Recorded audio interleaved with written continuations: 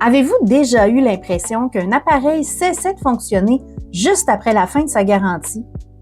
Un téléphone soudainement lent, une imprimante dont les cartouches deviennent introuvables, un électroménager qui tombe en panne alors qu'il semblait encore neuf. C'est pas une coïncidence. C'est parfois le résultat d'un phénomène qu'on appelle l'obsolescence programmée. Une stratégie où la durée de vie d'un produit est intentionnellement limitée pour nous pousser à racheter plus vite. Face à cette réalité, le Québec a décidé d'agir. Une nouvelle loi vient changer la donne, la loi 29, adoptée pour protéger les consommateurs et encourager la durabilité. Bienvenue dans ce nouvel épisode de notre balado Au-delà des chiffres d'Espace Finance. Aujourd'hui, on s'intéresse à cette avancée importante qui pourrait bien transformer nos habitudes d'achat et de consommation. Pour en parler, j'ai le plaisir d'accueillir à nouveau Mélanie Rioux, conseillère budgétaire et conférencière de chez Espace Finance. Bonjour Mélanie. Bonjour Marianne, bien contente d'être ici aujourd'hui avec toi. Merci de l'invitation. Oui, en fait, c'est un sujet vraiment important pour les consommateurs, puis je dirais peu de gens sont au courant. Avant d'aborder les changements de la loi, Mélanie, peux-tu d'abord nous expliquer plus spécifiquement c'est quoi qu'on entend par obsolescence programmée au juste?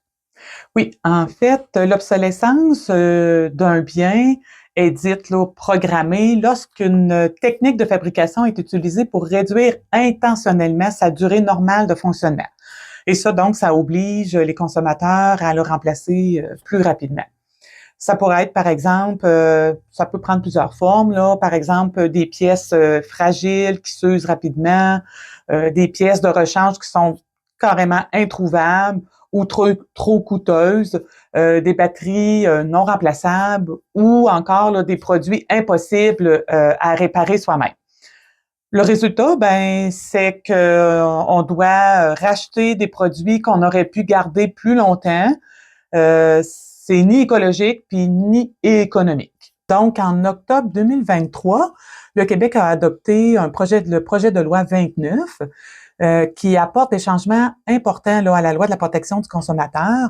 Ce projet de loi-là interdit notamment la vente de biens dont l'obsolescence est programmée lors de la conception. Elle renforce également les règles sur la durabilité, la réparabilité, puis l'entretien des produits. D'ailleurs, c'est important de noter aussi que la plupart des changements à la loi sont déjà en vigueur. D'autres, par contre, vont prendre effet en octobre 2026. OK. Puis, qu'est-ce que ça change concrètement pour les consommateurs, monsieur et madame tout le monde qui achètent? En fait, il y a d'abord des changements, entre autres, qui concernent l'entretien et la réparation des produits qu'on achète.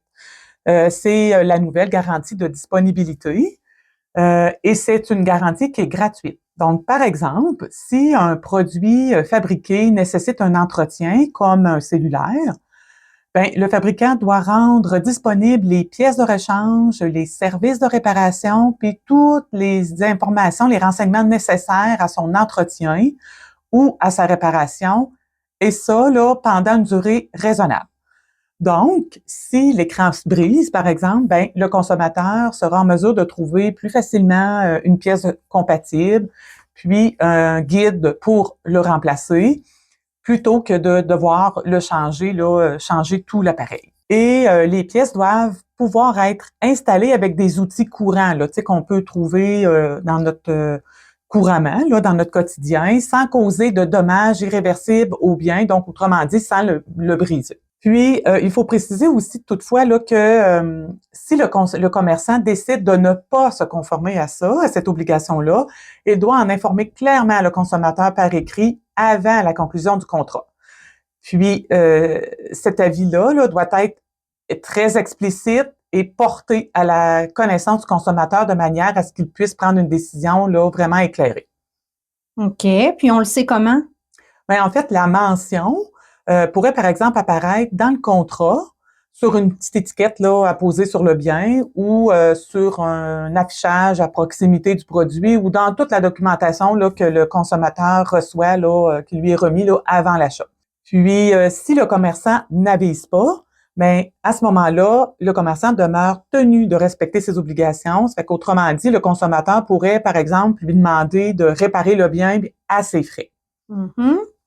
Puis parmi les autres changements apportés par la loi, j'ai cru entendre qu'il y en a aussi pour les propriétaires automobiles, non? Oui, en effet, avec la protection anti-citron pour les autos récentes, ici, dans le fond, c'est qu'un consommateur peut faire reconnaître par le tribunal son véhicule comme étant un véhicule gravement défectueux. Donc, lorsque certaines conditions sont remplies, là, comme par exemple avoir effectué plusieurs tentatives de réparation infructueuses pour une même défectuosité. À ce moment-là, le tribunal peut ordonner l'annulation du contrat ou une diminution du prix payé, notamment, là. Ainsi que des dommages, intérêts et des dommages punitifs. Et du côté des garanties déjà existantes, Mélanie, est-ce qu'il y a du nouveau? Oui, il y a du nouveau du côté de la garantie prolongée. Par exemple, on a maintenant là un délai de 10 jours pour annuler cette garantie-là pour laquelle on a payé, peu importe le produit qu'on a acheté. Donc, ce qui inclut, par exemple, les autos, les électroménagers ou des plus petits appareils électroniques. Ah, c'est bon à savoir. Oui, effectivement. Puis j'ai lu qu'il y avait aussi une nouvelle garantie qui s'en vient. Peux-tu nous en parler? Oui, à partir d'octobre 2026, certains biens vont bénéficier d'une garantie qu'on appelle une garantie de bon fonctionnement d'une durée prédéterminée. Ça va concerner en fait certains biens neufs couramment utilisés. Alors, autrement dit, si ces biens-là là, devront fonctionner pendant une durée minimale, fixée, là, vraiment fixe, et les fabricants devront s'assurer que les pièces de rechange, les services de réparation pour leurs produits soient vraiment toujours disponibles pendant cette période-là.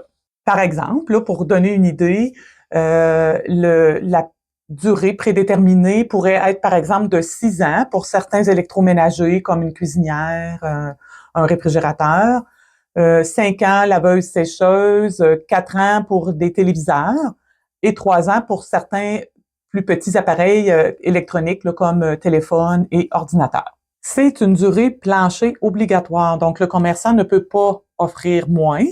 Il doit indiquer clairement la durée de la garantie à proximité du bien, donc en ligne, sur une étiquette, dans une publicité ou dans une circulaire. Par ailleurs, lorsqu'une garantie prolongée est offerte, mais le commerçant doit fournir des renseignements sur les garanties gratuites, telles que la garantie de bon fonctionnement. Ça, c'est vraiment obligatoire. OK. Puis si un consommateur vend le bien à un autre consommateur, qu'est-ce qui arrive avec cette garantie-là de bon fonctionnement? Oui, en fait, la garantie de bon fonctionnement suit le bien. Ça signifie que le fabricant du bien ou ainsi que le commerçant là, qui a vendu ou loué le bien neuf, ils sont tenus de respecter la garantie à l'égard du consommateur qui s'est procuré le bien d'occasion, donc le deuxième consommateur. Bien évidemment, là, si la garantie est toujours en vigueur là, sur le bien. OK, donc si ça brise avant la fin du délai prédéterminé, il se passe quoi? Bien, en fait, à ce moment-là, le commerçant doit couvrir les réparations, puis ça va inclure les pièces et la main-d'œuvre, puis parfois là, les frais de transport qui sont liés là, à la réparation comme telle. Par contre, ça ne couvre pas l'usure normale là, du bien. Ou si, par exemple, j'ai fait un mauvais usage, là, une mauvaise utilisation du bien, à ce moment-là, ça ne sera pas couvert. OK, je comprends. Puis cette garantie-là, est-ce qu'on doit la payer? Non, pas du tout. C'est une garantie qui est gratuite, elle est automatique et elle s'ajoute aux garanties déjà prévues par la loi. Il y avait déjà des garanties prévues? Oui, oui, en effet, mais plusieurs personnes ne sont pas au courant, là, mais effectivement, donc les biens là, qu'on achète sont couverts par la garantie, des garanties gratuites prévues par la loi. Elles s'appliquent automatiquement à l'achat du bien. Puis parmi ces garanties-là, on retrouve entre autres la garantie d'usage et de durée raisonnable qui prévoit que tous les produits qu'on achète doivent pouvoir servir à l'usage auquel il est normalement destiné et pendant une durée raisonnable. Ainsi que la garantie contre les vices cachés. La nouvelle garantie dont on vient de parler tout à l'heure vient en fait simplement renforcer ces protections-là. OK. Ce que je comprends, c'est que les garanties légales existaient déjà avant pour tous les biens, mais que maintenant, on a précisé une durée de vie pour les biens que tu as nommés tantôt, soit les électroménagers, téléviseurs et les autres appareils là, comme des téléphones et les ordinateurs. Oui, Marianne, c'est exactement ça. OK. Alors, si un produit brise trop tôt, avant la durée prédéterminée, qu'est-ce qu'on fait? En fait, on commence d'abord là, par contacter le commerçant ou le fabricant pour expliquer la situation puis tenter là, de s'entendre. Puis, comme on l'a dit tantôt, il existe déjà des garanties légales qu'on peut faire valoir, telles que la garantie d'usage et la garantie contre les vices cachés. Puis elle concerne là, tous les biens. Puis s'il s'agit d'un bien visé par la nouvelle garantie de bon fonctionnement, bien là, le commerçant ou le fabricant là, devra en assumer la réparation et couvrir les frais liés là, aux pièces et à la main-d'œuvre. Puis s'il s'agit d'un gros électroménager, bien là, à ce moment-là, il peut être ça peut être un peu difficile de faire parvenir le bien chez le fabricant ou que lui-même puisse passer chez nous là pour le réparer dans des délais raisonnables. Mais à ce moment-là, c'est possible là, de s'entendre avec lui pour faire effectuer la réparation par un autre réparateur, mais à ses frais. Et si le commerçant ou le fabricant reste fermé à notre offre puis refuse sans raison valable d'honorer ses garanties, on peut faire à ce moment-là une plainte à l'Office de la protection du consommateur. En quelques points, peux-tu nous dire pourquoi cette loi est importante pour nous? Oui, en fait, beaucoup de choses. D'abord, ça permet d'économiser de l'argent, moins d'achats fréquents, moins de gaspillage. Ça permet aussi de réduire son impact environnemental, parce que ça fait moins de déchets électroniques, moins de production inutile. Puis, ça permet aussi plus de pouvoir face aux entreprises. On a maintenant, on peut demander réparation, on peut avoir des pièces de rechange, des informations sur nos produits. Donc, avec ces changements-là, la loi représente vraiment là, un pas important vers plus d'équité puis de durabilité. Est-ce qu'on peut aussi dire qu'avec la loi 29, les consommateurs ont plus de pouvoir et d'informations? Ben oui, c'est ça, exactement. Moins de gaspillage, plus de transparence et des fabricants incités à concevoir des produits plus durables. Hey, merci Mélanie pour ces explications très claires. Mais merci à toi, Marianne. Ce fut là, un plaisir d'en discuter et de pouvoir aussi aider les gens à mieux comprendre leurs droits et à consommer de façon plus durable. La loi 29, c'est un vrai pas vers plus de durabilité et de transparence.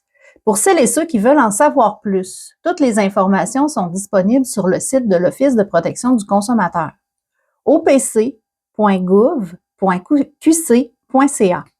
Merci à vous d'avoir été à l'écoute de cet épisode de Au-delà des chiffres. On se retrouve très bientôt pour un nouveau sujet qui touche votre quotidien de consommateur averti.